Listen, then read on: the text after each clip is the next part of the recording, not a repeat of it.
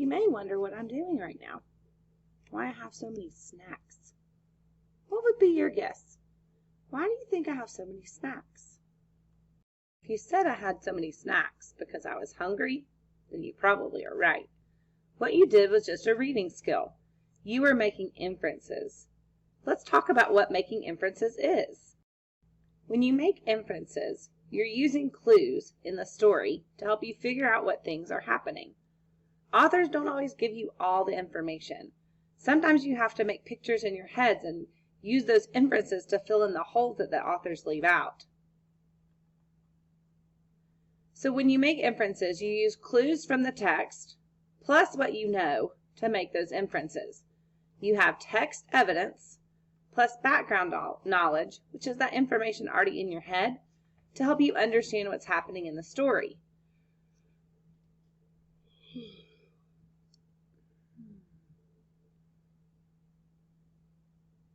Did you just make an inference that I was sleepy? Because if you were using evidence, my yawning and my eyes closing, plus what you know, your background knowledge, that when you get sleepy, you yawn and you start to close your eyes, you probably thought I was falling asleep.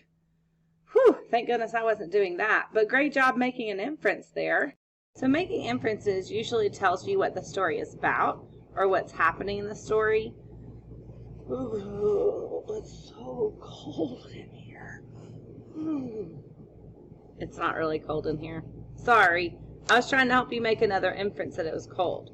The shivering, the arms like this, those were those clues, plus your background knowledge to make you think I was cold. Now last week we talked about context clues. Context clues are similar to inferences. Inferences help you make meaning in the story, but context clues help you make meaning about certain words in the story. Remember, the context is the words and sentences around a word. Context clues are words that help you understand what an unfamiliar word might be. So the first example it shows us is, when we go camping, we love to look up at the constellations, or groups of stars, in the clear night sky. The word constellations is underlined, and the clue it gives us is groups of stars. So when we see groups of stars, we can assume, or we can understand, that that is going to tell us what constellations are. Constellations are groups of stars. The second one, before his tennis match, my brother was showing signs of anxiety, such as sweaty palms and an inability to sit still. Thinking back to making inferences, you used some clues to determine that I was hungry. One of those clues was that I had all those snacks around me. So thinking about this brother and his anxiety, which means nervousness, what are some of the clues in this sentence that tell you what anxiety means? Well, I was looking at the part of the sentence that said sweaty palms and an inability to sit still. I know when I get nervous, I sometimes get kind of wiggly. My hands might get a little sweaty. And if this was a big important tennis match, I bet his brother's pretty nervous. So I think anxiety is another word for nervousness. The last one we have here is Abby put on a heavy coat and wool mittens to protect herself against the frigid weather. Frigid is underlined. What do you think frigid might mean? And what clues in the sentence help you to think about that?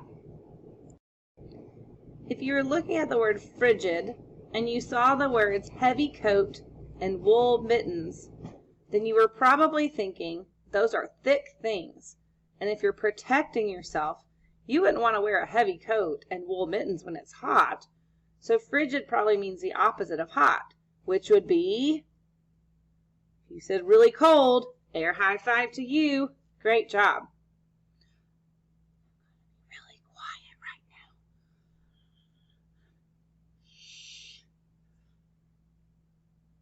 I'm just kidding again. I'm not scared. Did you think I was scared because I was kind of getting nervous and trying to make you quiet? Keep making those inferences this week, guys. Great job.